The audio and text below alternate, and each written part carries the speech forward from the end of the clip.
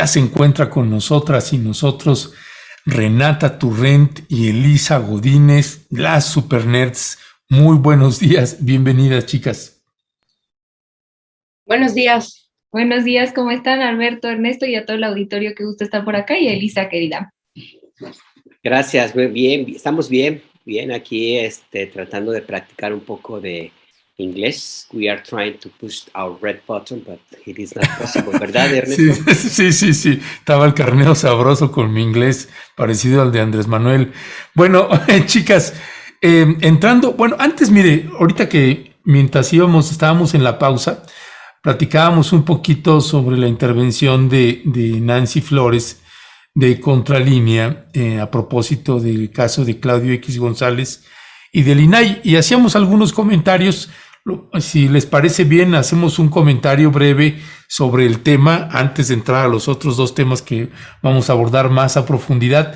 Pero ¿cuál es tu valoración? Comentabas, Renata Turrent. Sí, bueno, a mí me parece un escándalo, comentamos muy brevemente porque nos agarró ya la entrada del programa, entonces dijimos mejor lo compartimos con la audiencia. Un escándalo que se esté usando, y ahorita Elisa tiene un análisis más fino al respecto, pero de la manera en la que se están usando las instituciones que no son democráticas por un grupo que estuvo en el poder por mucho tiempo y que hoy tiene pues muchísimo poder económico, mediático, pero que no necesariamente, pareciera que no necesariamente se quedó con poder político. Sin embargo, siguen quedando estas instituciones en manos de gente afín a los X González, al poder económico. Y pues para quien no vio la mañanera, Nancy Flores lo que denuncia es que hablaron con varios abogados, abogadas, doctores en derecho, donde decían que no procede lo que está haciendo el INAI, ¿no? Entonces, pues estábamos nada más platicando un poco de qué significa que estas instituciones no sean democráticas y que pueda seguir en manos de estos grupos de poder económico, y que se estén usando las instituciones de una manera pues muy irresponsable, ¿no? Entonces, con esto no decir necesariamente que tendrían que desaparecer, y ahí es donde entramos en discusión que estaba buena. Doctora Elisa Godínez, ¿cómo ve el tema? Bueno, primero saludarlos, que me da mucho gusto siempre estar aquí, saludar a la audiencia. Pues ahora sí que no venía preparada para el tema, pero yo... Ese responde como académica, ¿verdad? Sí. Bueno, no tuve tiempo de preparar la ponencia, pero... Hombre, ¿cuál? No, fíjate que es cierto lo que decía Renata ahorita, que retomamos y lo que no comentamos, bueno, que no se escuchó pues antes. Primero que nada, yo sí quiero ser como muy enfática en el hecho de que yo no estoy en contra de la desaparición así tabla rasa o rajatabla de estos organismos. Yo creo que, digamos, hay una crítica muy fuerte a cómo se han venido manejando en los últimos años, a los intereses a los que responden, digamos, a la ideología que les dio origen, y yo creo que esa crítica hay que seguirla haciendo, pero como ahí sí decía Ernesto hace rato, no al aire, pero yo también en eso coincido con él, que yo no estoy diciendo que, digamos, tengan que desaparecer. Lo que me llama la atención específicamente del tema del INAI es que yo considero que muestra de manera muy fehaciente precisamente este uso faccioso, estos intereses, esta no neutralidad, digamos que es parte de la crítica que se ha hecho a estos organismos. Estos organismos, no olvidemos que han estado, digamos, parapetándose en el argumento de que son neutrales, de que son autónomos precisamente, y lo que es interesante jalar, el hilo que hay que jalar, en este caso que lo ha jalado Contralínea y demás, y la pregunta que yo planteo aquí es, ¿a quién responde esta exigencia como la planteó el INAI, que no tendría por qué además? Porque el argumento, según entiendo, es que alguien como que habría violado el asunto, digamos, de los datos personales en esta investigación acerca de que la Organización Mexicanos contra la Corrupción y la Impunidad habría recibido dinero de USAID, ¿no? La agencia norteamericana. Entonces, en esa investigación, un poco lo que el INAI, según entiendo, porque yo no soy abogada, está digamos, queriendo investigar es quién filtró esos datos personales. Ahora, más allá de que creo yo no soy abogada, pero creo que el INAI no le corresponde pedirle cuentas a un medio de comunicación, en mi opinión. O sea, el INAI es una institución autónoma, efectivamente, pero que su ámbito de actuación tiene que ver, pues, justamente con la administración pública, no con los medios de comunicación. Entonces, de entrada, a mí eso me parece un poco absurdo. Y por el otro lado, lo que también me parece un poco ridículo es justo eso, ¿no? O sea, que el INAI pareciera, yo no tengo las pruebas, pero pareciera que está actuando de manera facciosa en favor de la Organización Mexicana contra la Corrupción y la Impunidad. Aquí hay que recordar, me parece, primero que la información de que Mexicanos contra la Corrupción está financiado por la USAID es una información pública. O sea, si uno entra a la página de la USAID y ve el informe que tienen ahí colgado en su página, que creo que data de mayo del 2021, ahí viene muy claramente, incluso viene la cantidad y los años en los que se apoyó a esta organización. Entonces, no es ningún secreto por un lado. Ahora, por otro lado, el hilo que hay que seguir jalando, en mi opinión, es la relación de antaño que tienen ciertos grupos que se van moviendo, personas y grupos que se van moviendo en lo que llamamos estos think tanks o centros de pensamiento, que justamente fueron los que fortalecieron en gran medida e impulsaron la creación de estos organismos y después la formación de estos organismos en el sentido de quiénes son los que están allí. Mexicanos contra la Corrupción tiene en su haber dentro de su directiva a esta mujer que se llama María Amparo Casar, que ha estado muy cercana a todos estos temas y no de ahora, ¿no? O sea, desde que está en el CIDE, según yo, es una académica del CIDE. Entonces, un poco estos académicos, estos centros de pensamiento, fueron los que impulsaron estas reformas para promover, digamos, la transparencia, la combate a la corrupción, todo esto, lo cual es muy loable. Yo creo que eso está bien. Lo que no está bien, ¿no?, es que ahora pareciera que están actuando de manera facciosa. Estos académicos, estos personajes, no actúan de manera neutral, son activistas que tienen intereses, que están, en este caso, me parece, mi opinión, digamos, extendiendo el desacuerdo que tienen con este régimen en esas instituciones. Así lo veo yo. Pues así es, y eso que no había preparado nada la doctora Elisa, mira nada más. Renata Turrent, entrando en materia, pasó la CELAC, pasó la sexta cumbre, luces y sombras en el caso de que veas luces o en el caso de que veas sombras o ninguna de las anteriores. Sí, yo sí veo muchas luces. Creo que por lo menos para mí ver a México ser líder de esta organización o nueva configuración política o esta nueva correlación que se trata de construir de fuerzas de países latinoamericanos para hacer frente a un imperio que lleva toda la vida tomándonos como patio trasero y decidiendo la política interna de muchos de nuestros países, o todos quizá. Me parece, pues a mí en lo personal me da mucha emoción y mucho orgullo.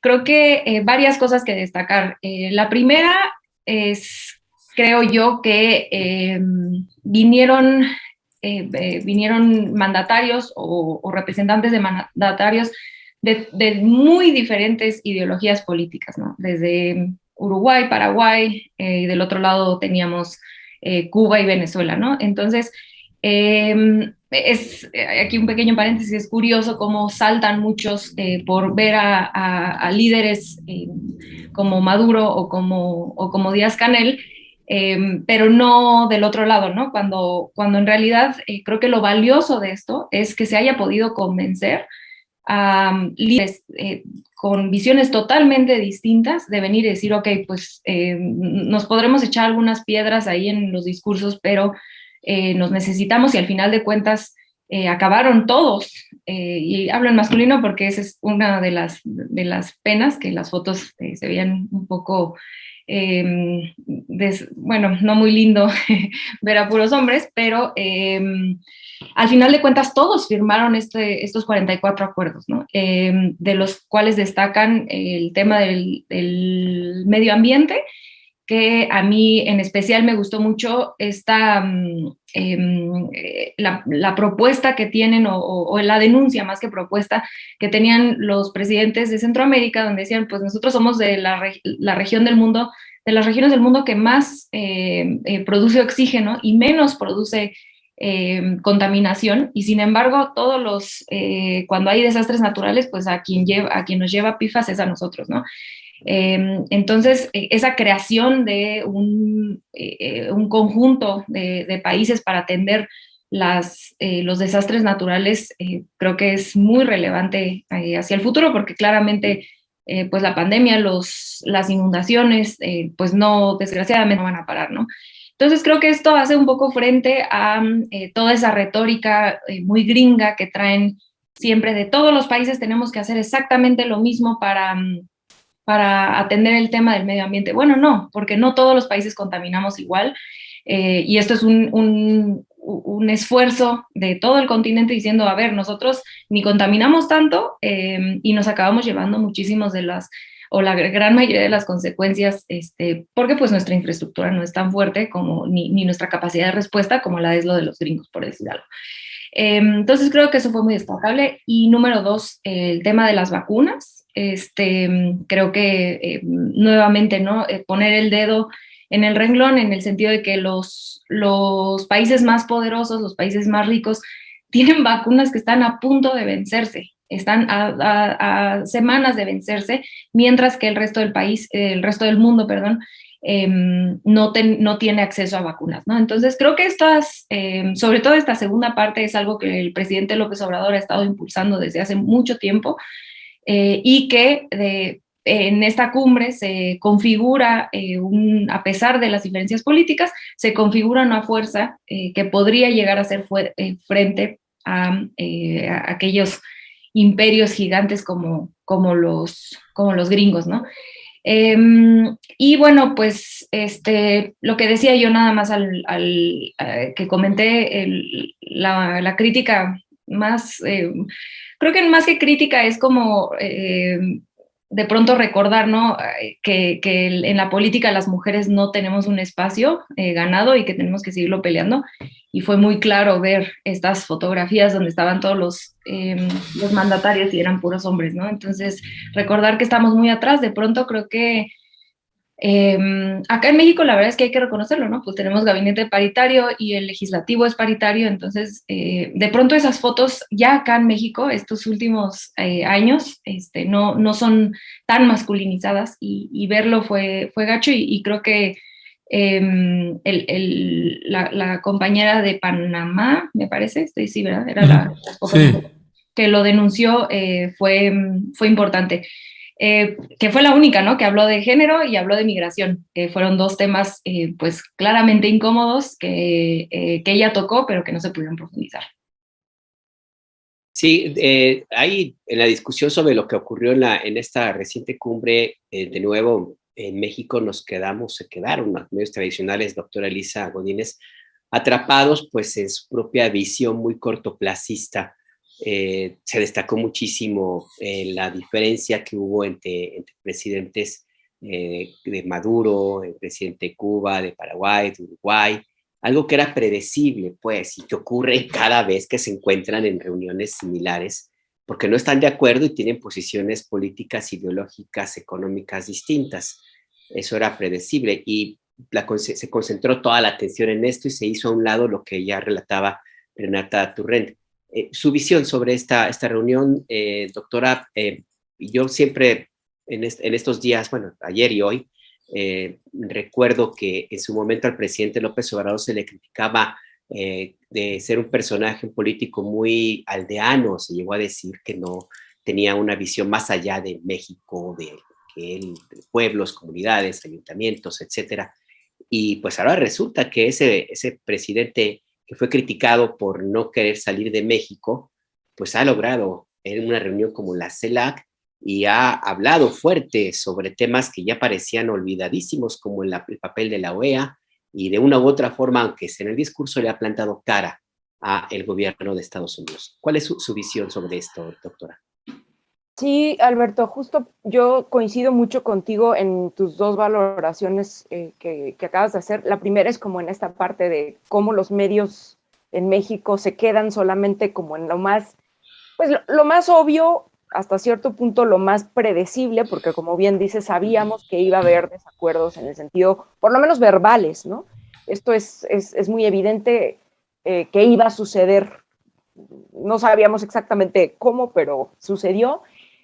Que, por cierto, como bien dices, a mí en lo personal no me parece lo más relevante, y se relega el análisis más de fondo, ¿no? Más, primero de los acuerdos que se lograron, y justo cuando no se analiza bien esto, pareciera que, o se hace pensar que la cumbre fue un fracaso, que no tuvo mayor relevancia. Vamos, que no se hayan logrado acuerdos tan impactantes de entrada así, no significa que haya sido un fracaso, esa es mi opinión. Y también estoy de acuerdo en esto que comentas de cómo la CELAC de algún modo muestra o es una muestra más de algo que viene haciendo el presidente López Obrador, que es, así lo leo yo, intentar colocarse como un liderazgo en América Latina. Si lo está logrando o no, pues el tiempo lo dirá, creo. Yo veo que de algún modo está ocupando un lugar que no está ocupando nadie más.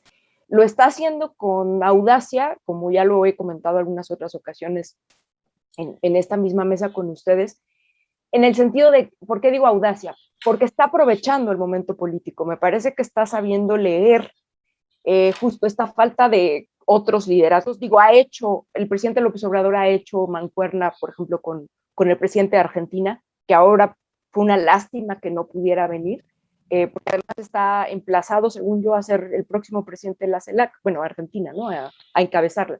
Entonces, bueno, lo que está sucediendo con Argentina actualmente es motivo de otro momento de análisis, ¿no? Y sí es una lástima que no haya venido esta buena mancuerna que tiene López Obrador. Y bueno, voy a esta parte, digamos, del estar aprovechando el momento político por el que atraviesa el propio país, el momento político por el que atraviesa Estados Unidos. Y bueno, por ejemplo, hay quien dice, ¿no? Que fue un fracaso, o lo ven como un fracaso el tema de la CELAC, porque no se logró un acuerdo contundente con respecto a algo que ahorita ahondo más, pero que es el tema de como jubilar a la OEA y conformar un nuevo organismo que digamos, agrupe a la región y que realmente pueda interceder de manera justa por los problemas que suceden adentro de la región y demás, ¿no? Yo creo que eso, por ejemplo, aunque López Obrador lo ha venido planteando y lo ha venido sugiriendo, no solo en esta ocasión, sino desde antes, en otros eventos y en otras ocasiones en las que ha tenido que hablar de los temas de la región, no es algo que vaya a salir de inmediato, ¿no? No es algo que se pueda tejer en una sola reunión. Yo me esperaría, o sea, quiero decir, apuesto al tiempo a ver qué tanto realmente se puede ir logrando. No se ve fácil ese panorama, pero por lo pronto ya la idea de plantear una crítica real a la OEA me parece fundamental. O sea, la OEA, digo, de por sí se desprestigia solita, ¿no? Con ese presidente que tiene, pero a lo que voy con esto es que sí me parece que es algo que se tiene que poner sobre la mesa la discusión acerca de nuevos mecanismos para resolver los temas de la región.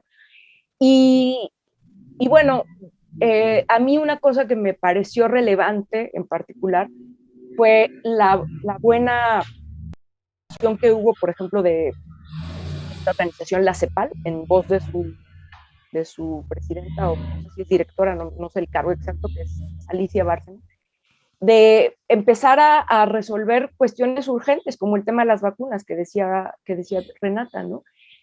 A mí me hubiera gustado, honestamente, que se hubiera llegado a acuerdos mucho más contundentes con respecto a temas urgentes, como es el tema de la migración, que es un tema muy grave. Sí me hubiera encantado verlo, pero también creo, o mi lectura es que hay que ver este tipo de eventos, este tipo de acuerdos y posibilidades, en el caso de México concretamente, como una vía para que México tenga una mejor posición y una mejor capacidad de negociación con Estados Unidos sobre estos temas urgentes. No sé si se vaya a lograr o no, pero por lo pronto México está jugando el juego. No sabemos, ¿no? Pero le están llegando cartas y está jugando, y pues ojalá que sea para el bien de todos, ¿no? Hablando de jugar, mi querida Renata Turrent, hablando de jugar, ¿qué papel jugó Marcelo Ebrard, el canciller, que pues uno no, bueno, yo podía verlo, ese cierre que tuvo en la intervención, pues casi él quería clausurar, se le olvidó decir, bueno, pues ahora el presidente Andrés Manuel López Obrador va a declarar la clausura de esto. Prácticamente estaba él cerrando el evento. Entonces, por un lado es la organización, por otra, pues ese protagonismo y esa pues precampaña electoral que ya tiene el canciller Marcelo Ebrard. ¿Cuál es tu valoración del papel de Marcelo en esta cumbre y en lo otro? Creo que, hay que reconocer que obviamente toda la operación de esta cumbre pues cayó por lo menos en gran parte en sus hombros y desde mi punto de vista hizo un buen trabajo, ¿no? Justamente el tema que yo mencionaba ahorita, ¿no? Porque me parece que se acordó no hablar de migración, ¿no? Y pues eso es algo que, lo digo con mucha vergüenza, pero es algo que a México le conviene no hablar en una cumbre como esa, ¿no? En momentos como ahorita. Entonces, pues en realidad esa operación creo que el canciller hizo un buen trabajo. Y la manera en la que yo lo noté ahí fue, sí, lo que tú mencionas al final, pero que de diversos. Pues es y yo difícil, le digo al presidente de tratar Paraguay, de brillar cuando tienes a un usted la personaje fecha, como López Obrador el lugar y la hora para un política. debate sobre democracia, Entonces, en Paraguay, pues, en Venezuela y en América Latina. Su participación, al estar López Obrador tan al frente, que era, pues, desde mi punto de vista de esperarse, pasa a ser un poco secundaria. Y pues ahí se ve un poco también quién acudió a todos estos eventos, ¿no? Al cierre, a la cena donde la doctora Gutiérrez Müller da este recorrido por el Palacio Nacional, que es bellísimo. Si no lo han visto, vale mucho. Maravilloso, maravilloso. Maravilloso, ¿verdad? Precioso. Maravilloso, sí, sí. Y a mí me llama la atención quién acude y quién se sienta al lado del presidente en pues en estos eventos, ¿no? Que uno pensaría quizá que solo sería el canciller, pero también está la doctora Claudia Sheinbaum.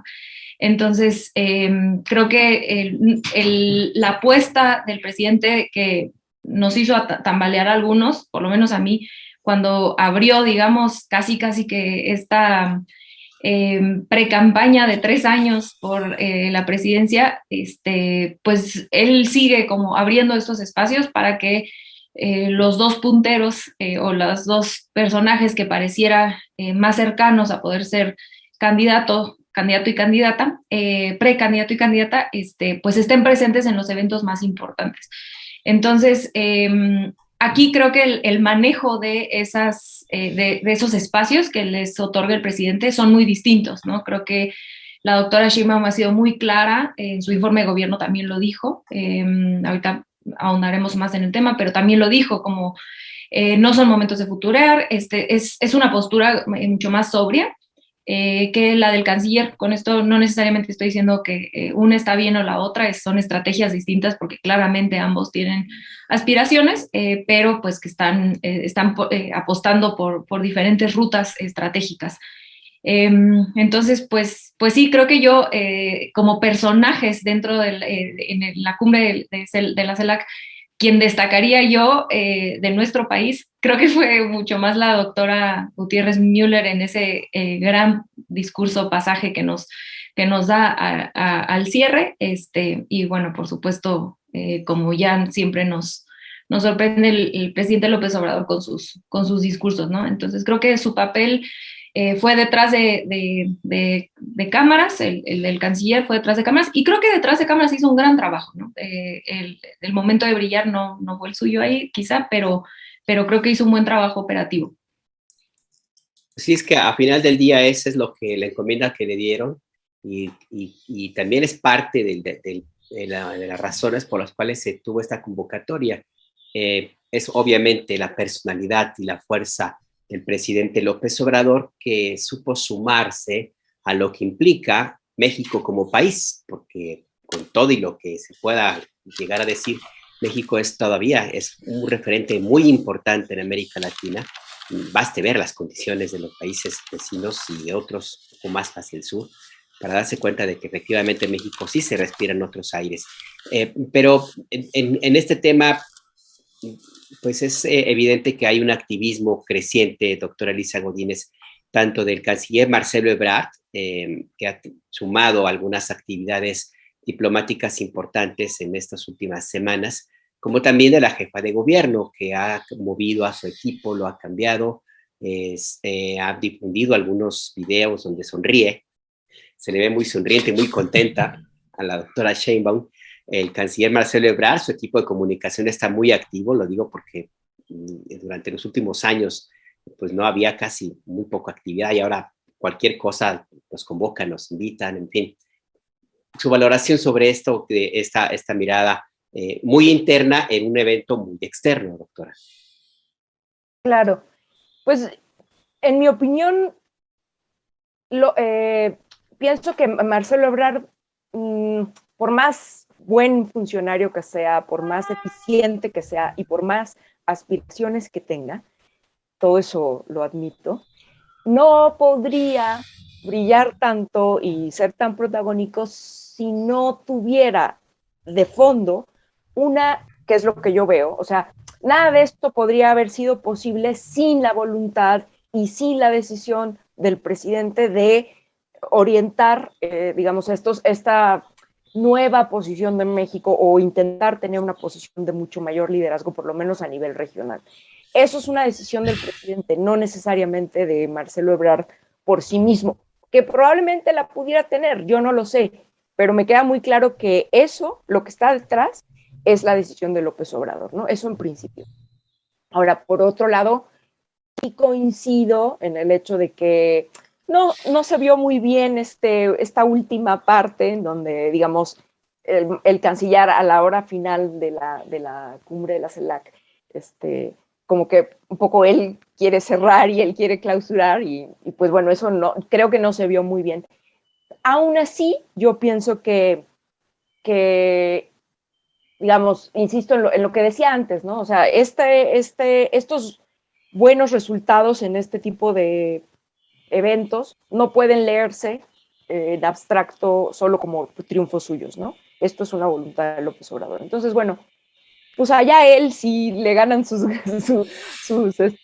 ansias de querer figurar, ¿no? Yo creo que de por sí el trabajo que está haciendo es bueno. Yo no lo desestimaría.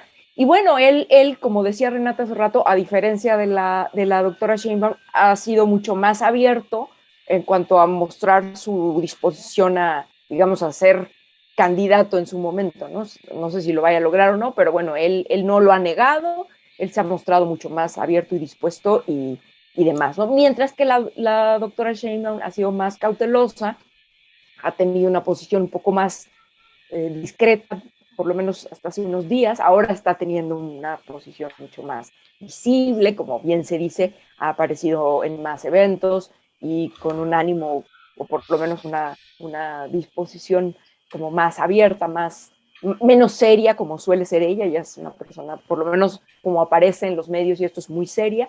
Ahora se le ve más sonriente. Estará también haciendo y jugando su juego.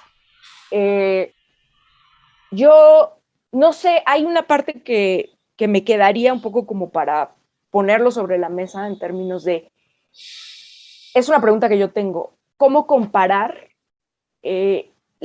digamos, momento de, no digo sucesión adelantada, pero sí como esta parte como de que ahora ya estamos hablando de quiénes podrían ser candidatos en el 2024, a diferencia de otros sexenios, ¿no? Creo que ahora no se puede leer con las mismas coordenadas esta situación como lo era en los tiempos del PRI o como fue en los últimos años, ¿no?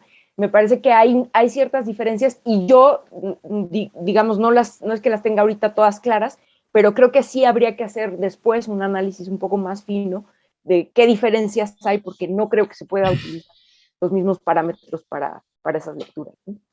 Claro. Y aprovechando que estamos hablando también ya de Claudia Sheinbaum, mi querida Renata, pues ya fue el tercer informe de gobierno de la jefa de gobierno, Claudia Sheinbaum. ¿Cuál es tu valoración del informe de Claudia?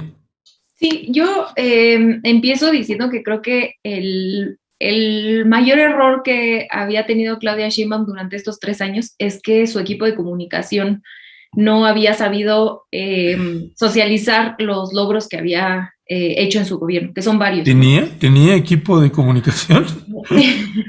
No, es que era desastroso hasta en las conferencias. Les fallaba el audio, ¿no? Era increíble, ¿no? Y en realidad había avances por todos lados que no se estaban pudiendo socializar. Entonces, el nuevo equipo de comunicación claramente está haciendo un cambio radical en la manera en la que se informa a la gente. Y lo vemos desde la actitud de Claudia, que creo que también, eso sí, ha sido estratégico, ¿no?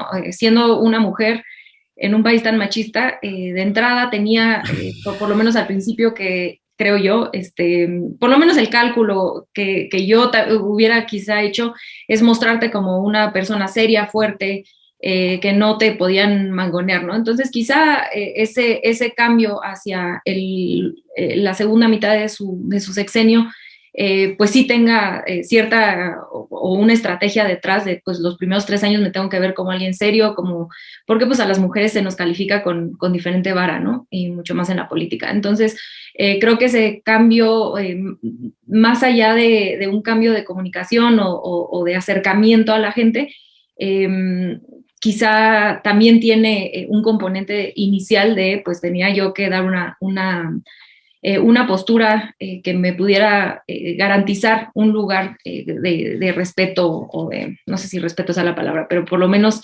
en la narrativa pública de que no soy blandengue, ¿no? Como generalmente nos pueden poner a las mujeres. Ahora, yo destaco del informe en específico, creo que 2 cosas, que nuevamente es una tristeza que en los primeros 3 años no se pudo informar bien, pero que yo celebro mucho que se pueda estar hablando de estos temas. Uno es la educación, el tema de educación y la inversión pública a nivel estatal que se está haciendo en materia de educación, cosa que no sucede en otros estados necesariamente. Esto creo que es importantísimo, ¿no? Y sin aburrir a la gente, pero bueno, dio becas a 1.2 millones de estudiantes de preescolar, primaria y secundaria, ¿no? Se invirtió muchísimo dinero en el mantenimiento y reconstrucción de varios planteles educativos, de educación básica, y es una inversión histórica, ¿no? Entonces creo que esto es muy importante, que no necesariamente pensamos en los gobiernos estatales como inversionistas de la educación pública, y Claudia Sheinbaum nos muestra que ella pues tiene convicciones para hacer la educación pública a nivel estatal también más fuerte, ¿no?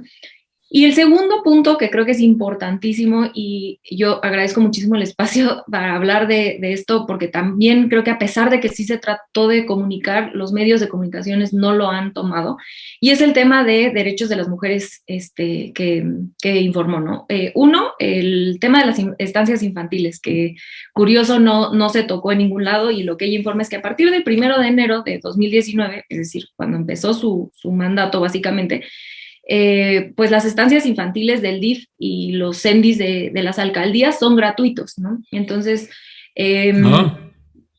y eso no se ha socializado esa información, y creo que es muy importante, sobre todo con las críticas, y ojo aquí, yo soy de las que creo que son las críticas bien intencionadas, no las que vienen del PAN, por supuesto. Hay críticas válidas sobre el manejo de las estancias infantiles en los gobiernos de la Cuarta Transformación. Yo tengo críticas al respecto.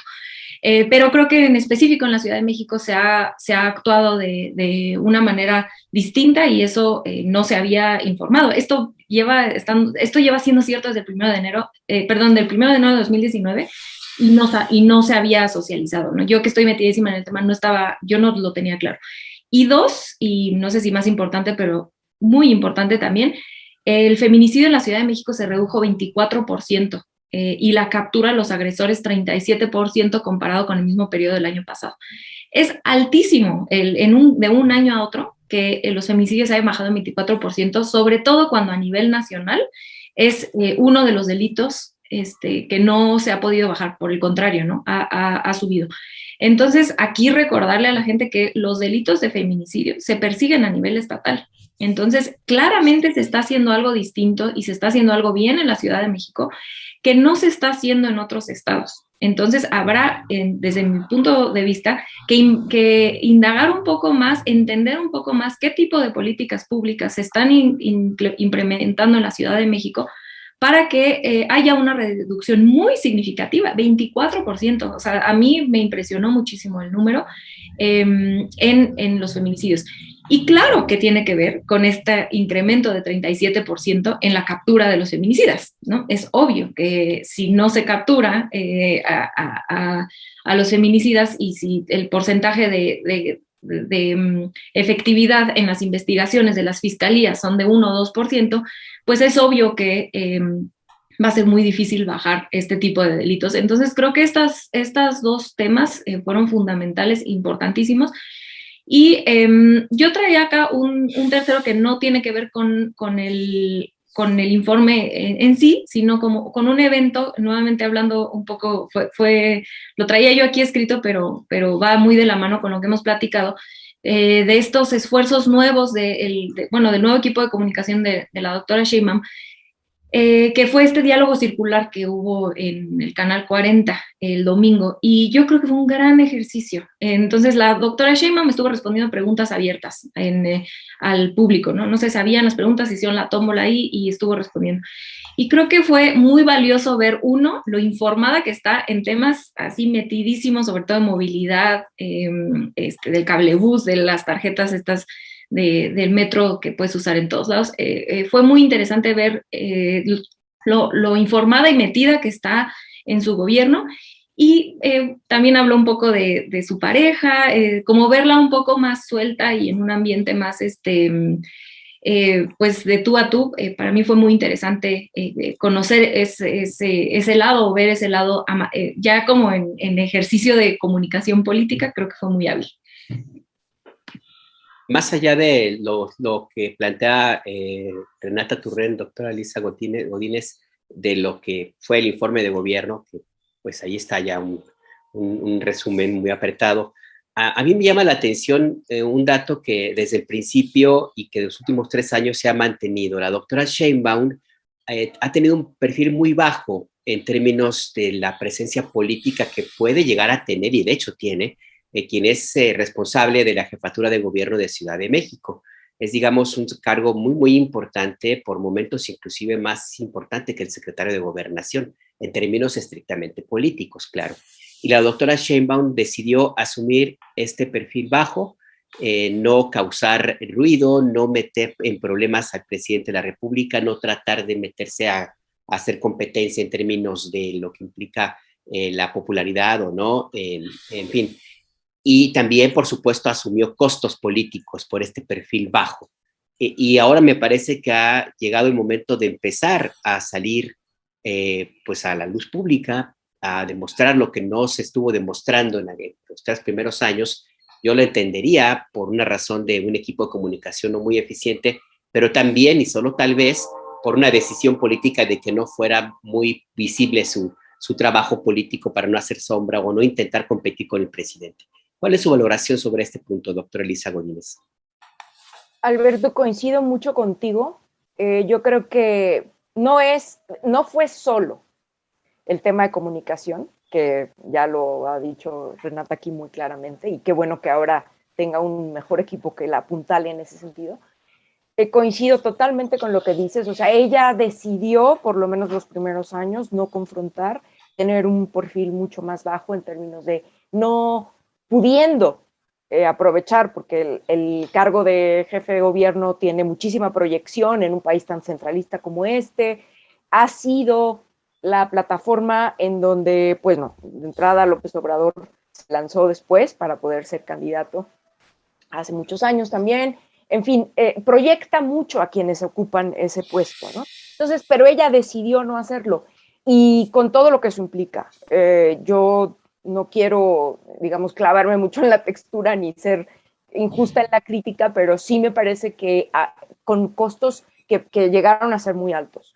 En términos de los resultados de las elecciones pasadas, es una muestra clara de un poco esa, ¿no? Es una consecuencia de esa decisión de la jefa de gobierno y ahora mismo, pues claro, después de, me imagino, un balance que se habrá hecho al respecto, pues se habrá decidido, ¿no? Que no puede seguir, ¿no? Que hay que hacer un cambio de estrategia donde ella tenga un papel mucho más activo, no solo mediáticamente, sino también políticamente. Y bueno, yo veo, por ejemplo, para eso que algunos de los cambios, no digo estos recientes, sino otros cambios que ha habido en las últimas semanas o meses al interior del gobierno de la Ciudad de México, van en ese sentido. O sea, la llegada, por ejemplo, de un personaje como Martí Batres a la Secretaría de Gobierno, creo que tiene esa intencionalidad de, digamos, darle una profundidad al trabajo político mayor del que tenía, ¿no? Y veremos, no sé, yo creo que si Claudia quiere pues sostenerse como posible candidata y demás, creo que sabe que tiene que hacer un trabajo más político, no solamente mediático, sino también político. Y en ese sentido, bueno, pues estará de algún modo, espero, rectificando en lo que le faltó en ese sentido. Todavía tiene tiempo para poder hacerlo y pues ojalá, porque yo creo que algo que a mí me llama la atención en el caso de ella es que a pesar de su perfil, digamos, más bajo durante los 3 primeros años y demás, mantiene un nivel de popularidad o de aceptación bastante considerable. O sea, de hecho, en las últimas semanas me parece que subió. No tengo ahorita el dato preciso de la encuesta que vi o del sondeo en ese sentido, pero subió. Y tiene también, por otro lado, o de la mano con esto, algo que creo que le gusta mucho o gusta mucho a la gente. Con todo lo que, yo no estoy diciendo que no haya tenido fallas, ni mucho menos, pero hay dos cosas, por ejemplo, en su gestión que han sido muy relevantes. Lo primero es el manejo de la pandemia, específicamente el plan de vacunación, que es una de las cosas que la apuntaló muchísimo, porque la verdad, en comparación con todo lo que se ha hecho a nivel nacional, es por mucho quien ha respondido mejor, o sea, la entidad que ha respondido mejor en ese sentido. Y por otro lado, la parte, digamos, de lo que ella también ha querido vender, ¿no? Que es, ella es una funcionaria eficiente, que toma sus decisiones de gobierno muy basado en, digamos, en el perfil científico y de innovación. Eso me parece que tal vez no se percibe tanto así en términos de discurso, pero por ejemplo, toda esta construcción de las 2 líneas del cable bus, el mejoramiento que ha hecho a algunos de los medios de movilidad, de transporte público, quiero decir, con todo lo que también hay que decir que le afectó lo sucedido en la línea 12 del metro. Entonces, me parece que si ella puede seguir fortaleciendo la parte política y continuar con esa otra, pues sí, imagen que tiene de funcionar eficiente, pues le puede ir bien. Ya, gracias, mi querida Elisa. Renata Turrent, ahorita que hablaban de Martí Batres, pues lleva ya unos meses que asumió la Secretaría de Gobierno de la Ciudad de México. ¿Alcanzas ya a notar su mano en esta administración?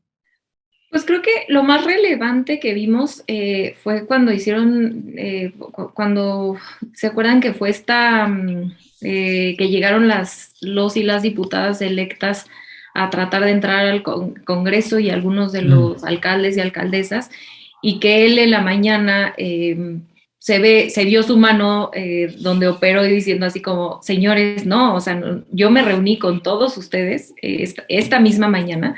Entonces no me vengan a decir que no se pudo haber hablado sobre una entrada normal, ¿no? O sea, como que creo que el destape de ese, pues, show, con todo respeto, que hicieron la oposición de la Ciudad de México, para mí esa fue como una de la mano de Martí Batres que se vio más fuerte, ¿no? Y creo que fue algo positivo porque de pronto las imágenes que se mostraron en varios medios de comunicación sobre esta supuesta represión a los alcaldes, alcaldesas, algunos diputados, pues podría haber hecho muchísimo daño y creo que lo frenó en seco bastante bien. Entonces, yo le tengo bastante confianza y creo que fue un buen cambio en su gabinete. Para adelante, sí, porque pues sobre todo se necesita operar, ¿no? Y creo que los cambios, como ya decía bien Elisa, ¿no? Pues las elecciones del 6 de junio mostraron así como se ha mostrado en toda su administración, una gran mano científica basada en la evidencia, como todo, una tecnocracia muy bien aplicada al bienestar de la gente. También se notó que faltaba una mano operativa y creo que los cambios de gabinete que hizo le pueden funcionar bastante bien para lo que queda de sexenio. Pero sigue un faltante allí, doctora Elisa Godínez. Marcelo Ebrard es un personaje, un político muy ducho, se mueve como pez en el agua, en las élites, en Washington, en Europa, en Palacio Nacional, por supuesto, se ha de sentir muy contento. Como dice el comercial, ya se mira, ¿no? Ya se ve, como dice el comercial del Melate, ya se ve. Ya me vi, dice. Ya se vio. Ya se vio exactamente. Pero pues sale al Zócalo, camina 2 cuadras y se pierde. La doctora Sheinbaum gobierna la Ciudad de México, que tiene una cantidad importantísima de partes populares, es la ciudad más dinámica en muchísimos aspectos del país, yo diría de América Latina.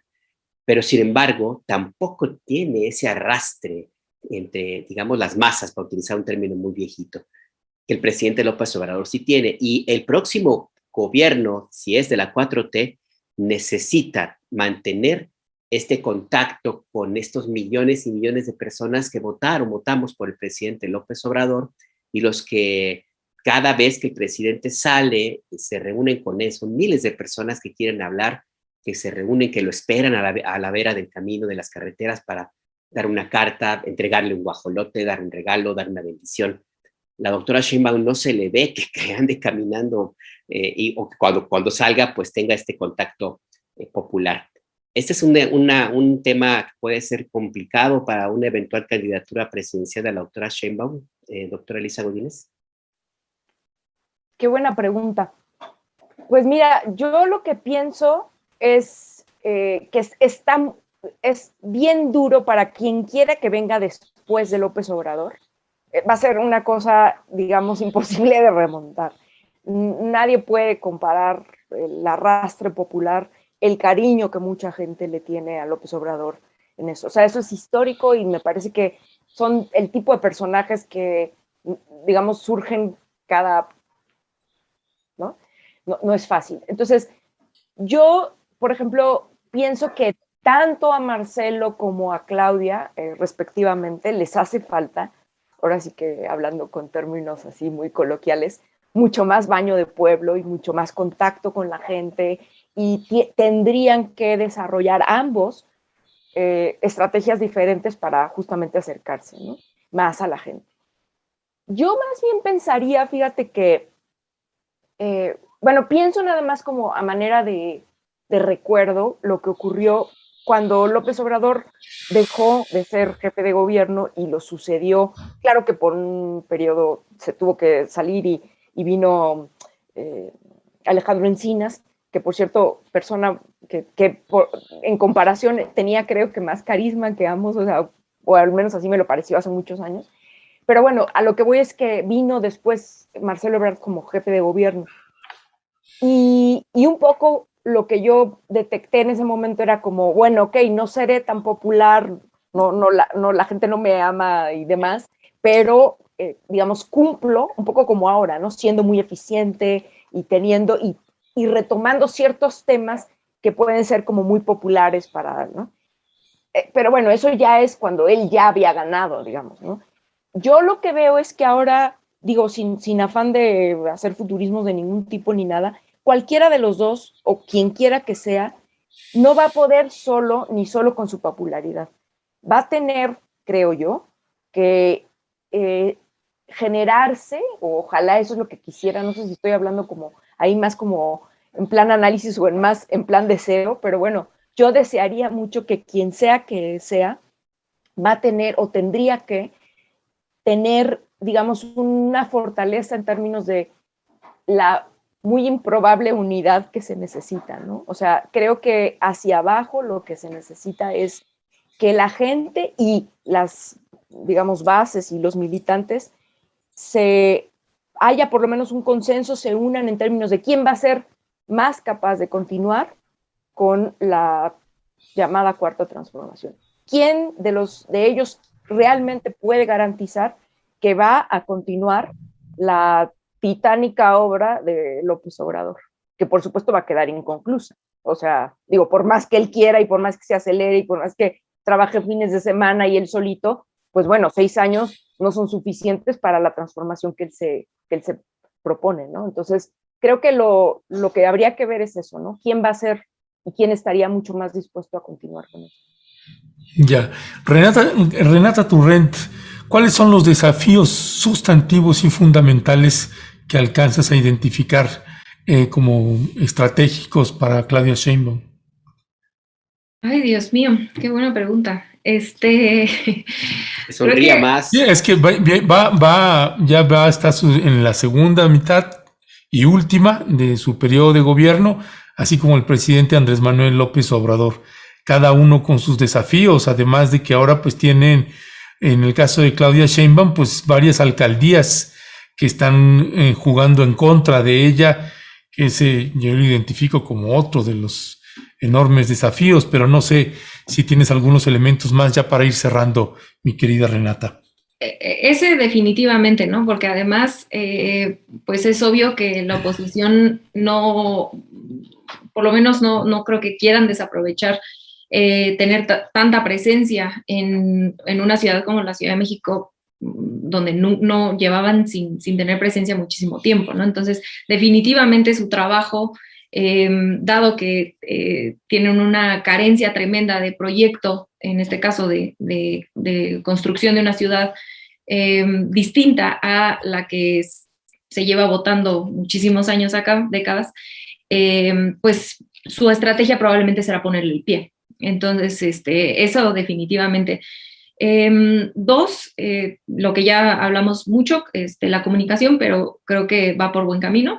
Y tres, y creo que quizá la más complicada, será gestionar, un poco ya lo que decía ahorita Elisa, gestionar las diferencias internas rumbo al 2024, ¿no? Creo que las alianzas internas, los personajes que apoyan a un lado o el otro, se puede poner, digamos, difícil, pero creo yo que en el caso de la doctora Sheinbaum, ella siempre pondrá por encima, por enfrente, tanto el proyecto de nación, la continuación de la Cuarta Transformación, como su encargo de ser una buena jefa de gobierno hasta el último día de su administración.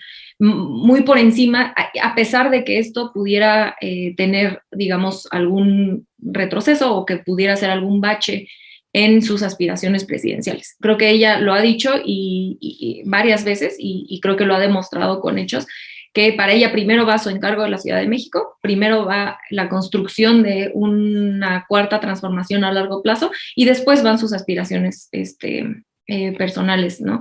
No estoy segura que de todos los lados, y aquí no nada más estoy hablando del el personaje obvio que es Marcelo Ebrard, sino hay muchos otros personajes dentro de la vida interna del partido, del movimiento, que tienen aspiraciones, quizá no presidenciales, pero sí pues cercanas al poder, que no estoy segura que actuarían con esa integridad, y eso, pues digamos, es poner la cancha un poco no tan pareja, ¿no? En ese juego, y creo que eso puede ser un reto, ¿no? Saber gestionar esas diferencias o esas batallas internas en construcción al 24, pero siempre pues cuidando lo que para ella es más importante, que es su encargo como jefa de gobierno.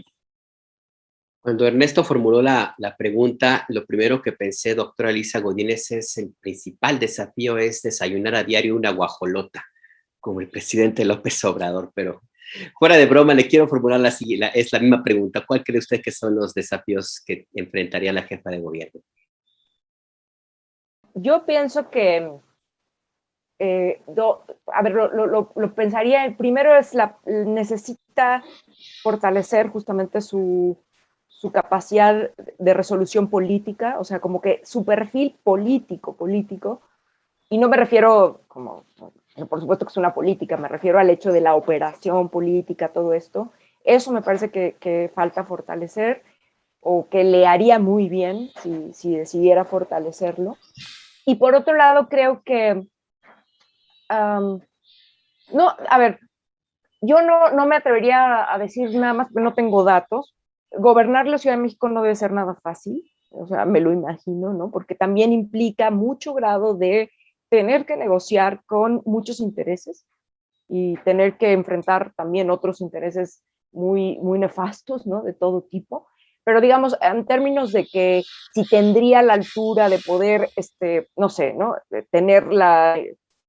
Ocupar la presidencia y poder negociar, no sé, con los grandes capitales o con los grandes empresarios y todo esto, yo ahí no le veo tanto problema, la verdad. Yo creo que el estar en la Ciudad de México le da un muy buen entrenamiento.